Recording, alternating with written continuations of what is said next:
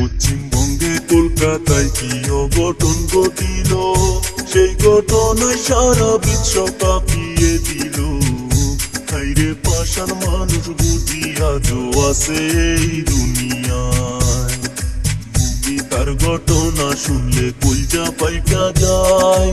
18 জন মানুষ মিলে একলা তারে দর্শন কইরা যায়। একলা ঘরে শিকার হয়ে কান্দে হায়রে হায়। চিৎকার করে কান্না করলেও কান্না শোনার মতো কেহ না। হাতে পায়ে দড়ি দিয়া শক্ত করে বেঁধে, হায়রে মানুষ পাষাণ তোমরা একই করিলে।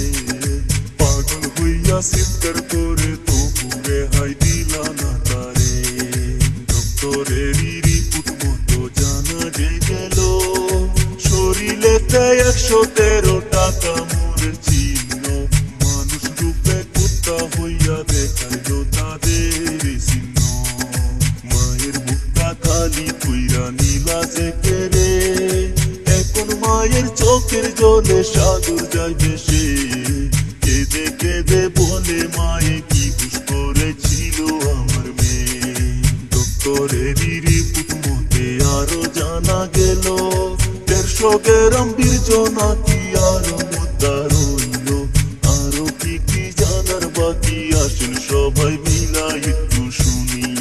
গরিব ঘরের মেয়ে ছিল, বাবাই করতো দর্জি। অনেক কষ্ট করে তারে লেখাপড়া করেছে। মায়ের মনে আশা ছিল আমার মেয়ে করবে ডাক্তারি।